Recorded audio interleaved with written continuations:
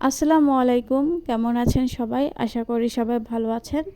তো আমি চলে আসলাম নতুন আরেকটি ভিডিও নিয়ে আপনাদের মাঝে। আশা করি আজকের ভিডিওটিও আপনাদের কাছে ভালো লাগবে। যদি ভালো লাগে লাইক কমেন্ট করবেন, আর পুরো ভিডিওটা দেখে তারপরে কমেন্ট করবেন প্লিজ।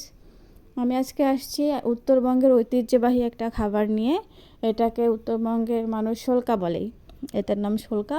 খেতে খুবই সুস্বাদু এবং অনেক ভালো খাওয়া, স্বাস্থ্যের জন্য অনেক উপকারী এই খাবারটা। তো এটা বিভিন্ন শাকের সমন্বয়ে রান্না করা হয়। হচ্ছে মূলত কচু পাতা, পাট শাক আর হচ্ছে সজনে পাতার সঙ্গে বিভিন্ন শাকের মিশ্রণে এই রান্নাটা করা হয়। তো এইটারই রেসিপি নিয়ে আসছি। যদি আপনাদের কাছে ভালো লাগে বাসায় ট্রাই করে দেখবেন।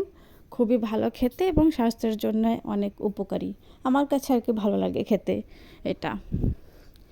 অনেক সুন্দর, দেখুন কত সুন্দর করে কুচি কুচি করে কেটে নিচ্ছে সব শাকগুলো। এটা অনেক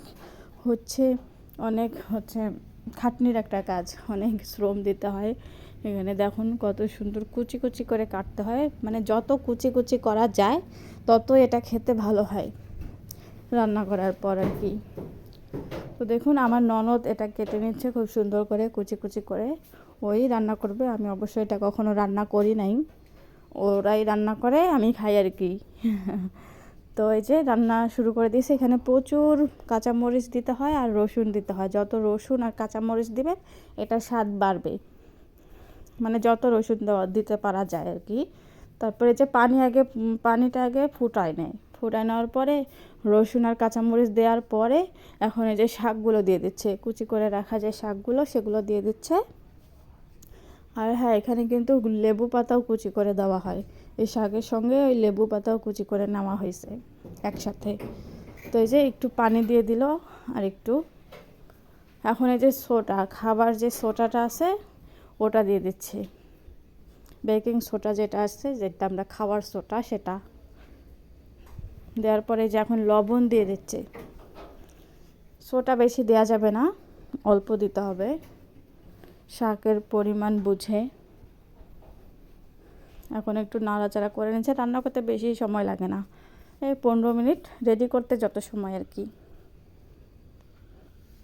বিভিন্ন শাক এখানে একদম যত রকমের শাক দিতে পারা যায় আর কি, সব রকমের শাকই দেওয়া যায় এখানে। কিন্তু মূল শাক যেটা সেটা হলো পাট শাক, সজনে পাতা আর হচ্ছে কচু পাতা, এই তিনটা লাগবেই। দেখুন কালারটা অনেক সুন্দর হয়ে যাচ্ছে। রান্না কিন্তু প্রায় হয়ে গেছে।